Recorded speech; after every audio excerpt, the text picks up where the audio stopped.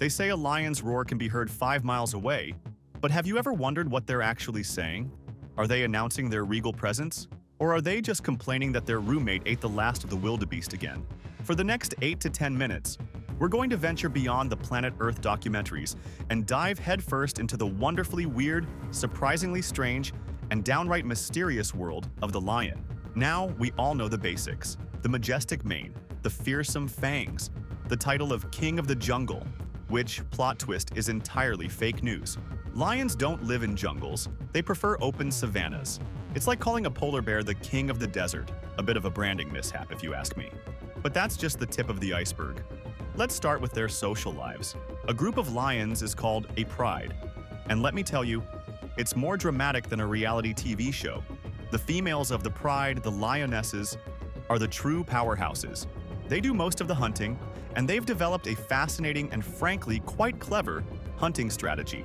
They often wait for a storm to roll in. The wind and rain mask their scent and sound, turning them into silent, tawny assassins. So, while we're cozying up with a good book during a downpour, lions are out there, taking advantage of the bad weather to secure their dinner. Talk about a productive rainy day. And the sisterhood is strong with these ladies. Lionesses in a pride often synchronize their pregnancies and give birth around the same time. This creates a kind of communal nursery where they all help raise the cubs, even nursing each other's young. It's a bit like a feline daycare co-op, except with more, well, raw meat. Now, for the males. The males. They're often portrayed as the lazy ones, and to be fair, they do sleep for up to 21 hours a day. I mean, who wouldn't want that kind of nap schedule? But their lives are far from easy. A male lion's mane isn't just a fabulous accessory, it's a billboard. The darker and fuller the mane, the healthier and more dominant the lion. It's the ultimate status symbol in the lion world. Think of it as a furry, four-legged sports car. But here's a strange twist. Not all male lions have manes. In some parts of Africa, like Tsavo National Park, you'll find perfectly healthy, dominant male lions who are completely maneless. Scientists are still scratching their heads over this one. Is it a genetic adaptation to the hotter climate? Or are these lions just ahead of the curve, embracing a more minimalist aesthetic? The mystery remains. And the drama doesn't stop there. When a new coalition of males takes over a pride, they often engage in a brutal practice. They kill all the existing cubs. It sounds horrific, and it is, but from a biological standpoint, it brings the lionesses back into heat, allowing the new males to sire their own offspring.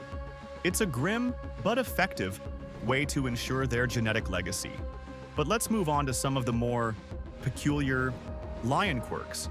Did you know that lions are more closely related to jaguars than they are to tigers? It's true. Despite the tiger being another big stripy cat, genetics tells us a different story.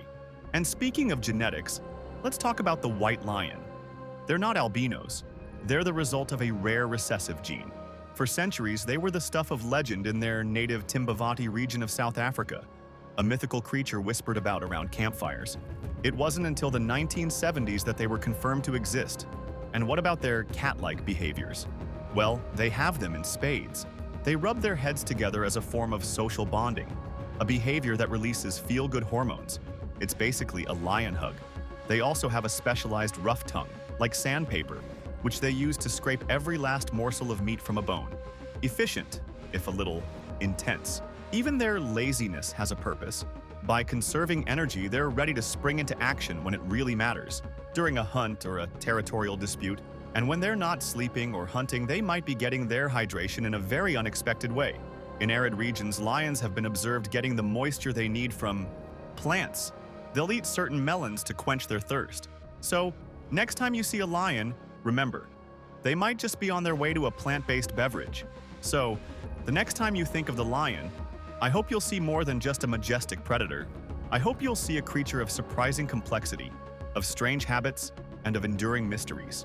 A creature that hunts in storms, forms powerful sisterhoods, and whose males sometimes rock a maneless look. The king of the savannah is a far more fascinating, and frankly, a far more peculiar character than we ever give him credit for. And as for that roar, maybe they're not just being intimidating.